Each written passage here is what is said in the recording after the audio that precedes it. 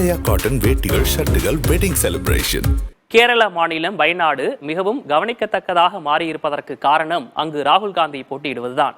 அங்கு கள நிலவரம் எப்படி இருக்கிறது என்பது பற்றி நேரடி தகவல்களை வழங்குகிறார் நமது செய்தியாளர் ராஜ்குமார். இரண்டாம் கட்ட வாக்குப்பதிவு வரக்கூடிய 26ஆம் தேதி நடைபெற இருக்கிறது. தற்பொழுது நாம் கேரள மாநிலம் வயநாடு மக்களவை தொகுதியில் இருக்கிறோம். ஒளிப்பதிவாளர் தினேஷ் அந்த காட்சிகளை காண்பித்துக் கொண்டிருக்கிறார்.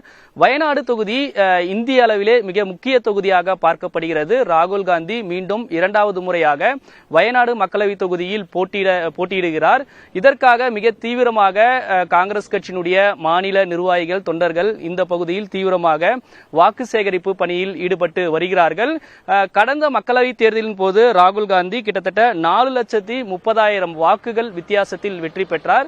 இந்த முறை இந்த தொகுதியில் மும்முனை போட்டி நிலவுகிறது. காங்கிரஸ் கட்சியை பொறுத்தவரை ராகுல் காந்தி மீண்டும் போட்டியிடுகிறார். பாஜகவை பொறுத்தவரை சுரேந்திரன் போட்டியிடுகிறார். அதே போன்று இடதுசாரி கட்சி சார்பாக இந்திய கம்யூனிஸ்ட் கட்சியிலிருந்து ஆனி ராஜா போட்டியிடுகிறார்.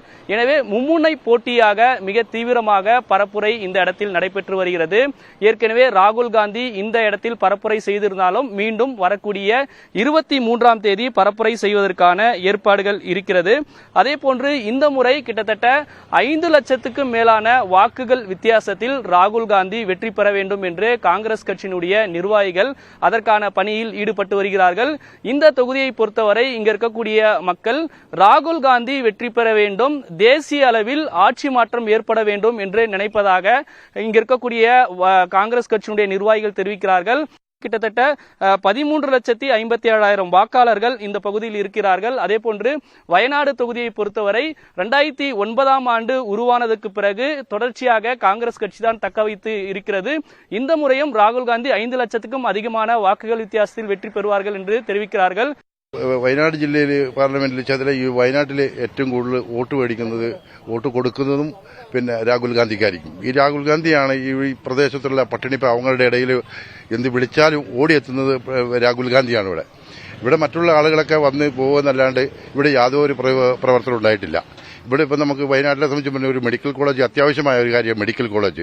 രണ്ടാമത് ഇവിടെ രാത്രിയാത്രാ നിരോധനം, അത് ഞങ്ങൾക്ക് ഇവിടെ മാറ്റിക്കിട്ടണം. ഇവിടെ ഉള്ളവരൊക്കെ പാവപ്പെട്ട കർഷക തൊഴിലാളികളുമാണ്. പിന്നെ ഇവിടെ നിന്നാണ് ആന ഇവിടെ ഒരു മനുഷ്യനെ കർഷകനെ കുത്തിക്കൊല്ലുകയും ചെയ്തിട്ട് ഓടി വന്നത് രാഹുൽ ഗാന്ധി അവിടെ നിന്ന്. അറിഞ്ഞപ്പോഴേ രാഹുൽ ഗാന്ധിയാണ് ആദ്യം വയനാട് ജില്ലയിൽ എൻ്റെ പ്രദേശത്ത് ഒരു ആൾ മരിച്ചിട്ടുണ്ട് എന്ന് പറയാനും അത് പാർലമെന്റിൽ വരെ എത്തിക്കാനും വേണ്ടി രാഹുൽ ഗാന്ധിയാണ് ഏറ്റവും മുമ്പിൽ എത്തിയതുള്ള ആള്. இருக்கக்கூடிய நிர்வாகி உமர் அவரோட பேசுவோம். ராகுல் காந்தி மீண்டும் போட்டிடுறதுனால என்ன எக்ஸ்பெக்ட் பண்றாங்க, மக்கள் என்ன எக்ஸ்பெக்ட் பண்றாங்க, எப்படி இருக்கு மீண்டும் ராகுல் காந்தி எப்போ இங்க கேம்பெயின் பண்றாரு? രാഹുൽ ഗാന്ധി ഇങ്ങ് കഴിഞ്ഞ വർഷം 4.5 ലക്ഷം വോട്ടുകൾ ഭൂരിപക്ഷത്തിൽ ജയിച്ചിരിക്കെ ഈ പ്രാവശ്യം 5 ലക്ഷത്തിക്ക് മേലെ വോട്ടുകൾ ജയിച്ചിരിക്കും. ராகுல் காந்தி வந்தா நெக்ஸ்ட் பிரைம் மினிஸ்டர் ஆயிடும் என்ற ஆசை நமக்கு. மிக தீவிரமாக அரசியல் கட்சிகள் தங்களுக்கான பரப்புரையை கேரளா மற்றும் வயநாடு மக்களவை தொகுதியிலும் தீவிரப்படுத்தி வராங்க. விக்னேஷ்.